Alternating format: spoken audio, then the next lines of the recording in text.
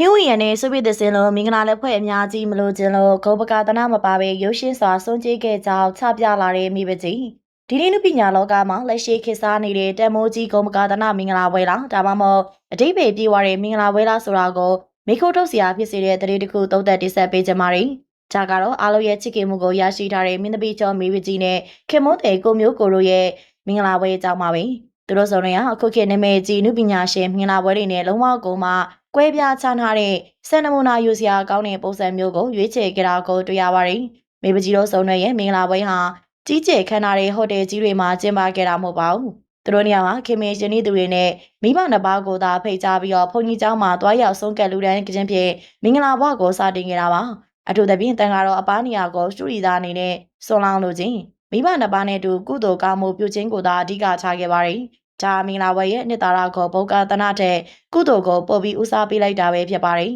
။မိဘကြီးတို့ရဲ့ဒီလိုရိုးရှင်းတဲ့ရွေးချယ်မှုဟာပရိသတ်တွေကိုစိတ်ထဲမှာဟင်းဝင်ရနဲ့ဆိုဗီယက်သစင်တို့ရဲ့မင်္ဂလာပွဲနဲ့ရှင်ပြီးအလိုလိုနှိုင်းရှည်သုံးသပ်မိစေခဲ့ပါတယ်။ဟင်းဝင်ရနဲ့ဆိုဗီယက်သစင်တို့ရဲ့မင်္ဂလာပွဲဟာ6ပွဲတီတီခမ်းနားကြီးကျယ်ခဲ့သလိုမီဒီယာတွေစပွန်ဆာတွေထောင်ထဲချီတဲ့လက်ဖွဲ့ငွေတွေနဲ့တကယ့်ကိုမှရှုပ်ရှက်ခဲ့ကြရများတဲ့ပွဲကြီးတစ်ခုဖြစ်ခဲ့ပါတယ်။အဲ့လိုမင်္ဂလာပွဲမျိုးမှာဧည့်သည်တွေအနေနဲ့လည်းလက်ဖွဲ့ပေးရမှာကြောက်ရ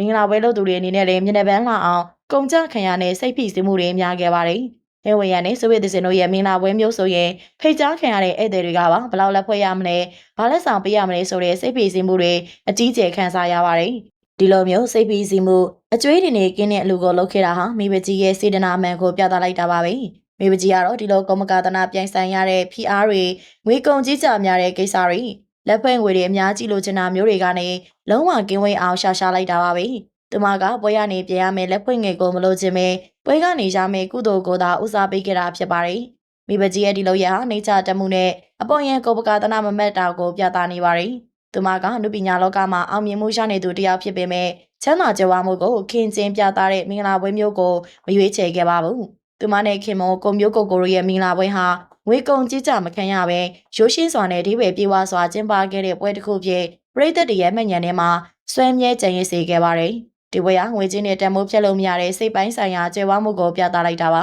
။မိဘကြီးတို့စုံတွေကအိမ်အောင်ကိုပစ္စည်းဥစ္စာတွေနဲ့မစတင်မနဲ့မြင့်မြတ်တဲ့ကုသိုလ်တွေနဲ့စတင်ခဲ့တာကြောင့်သူတို့မိသားစုဘဝဟာစိတ်ချမ်းသာခြင်းနဲ့ခိုင်မြဲမှုတွေရရှိနေမှသိကြပါတယ်။အခုလိုဘုံကသနာကြွားလုံးထုတ်မှုတွေပြိုင်ဆိုင်များပြနေတဲ့ခေတ်ကြီးထဲမှာမိဘကြီးရဲ့ဒီလိုစိတ်ထားလေးဟာတကယ်ကိုမှချီးကျူးစရာစံနမူနာယူစရာပါပဲ။မင်္ဂလာပွဲဆိုတာအိမ်အောင်တစ်ခုရဲ့အုံမြင့်ဖြစ်ပြီးဒီအုံမြင့်ကိုကုသိုလ်နဲ့ချခဲ့တဲ့မိဘကြီးတို့စုံတွေရဲ့အိမ်အောင်ကြီးကလည်းခိုင်မြဲမှသိကြပါတယ်။ပရိသတ်ကြီးတို့ရောမိဘကြီးတို့စုံတွေလို့ဆုံးကပ်ပြီးကုသိုလ်ယူတဲ့မင်္ဂလာပွဲကိုပို့ပြီးသဘောကျလာဒါမှမဟုတ်ဆိုဗီယက်စင်တို့လိုလက်ဖက်ငွေများများရပြီးခက်ခဲနာနာကျင်းပတဲ့မင်္ဂလာပွဲကိုပို့ပြီးအားကြမိလားမိဘကြီးရဲ့ရိုးရှင်းကြီးကသာအလားဆုံးဆိုတဲ့ဒီယူဆပေါ်မှာကိုယ့်ရဲ့ထင်မြင်ချက်လေးကိုကွန်မန့်မှာဝင်ရောက်ဆွေးနွေးပေးခဲ့ပါအောင်ရှင်။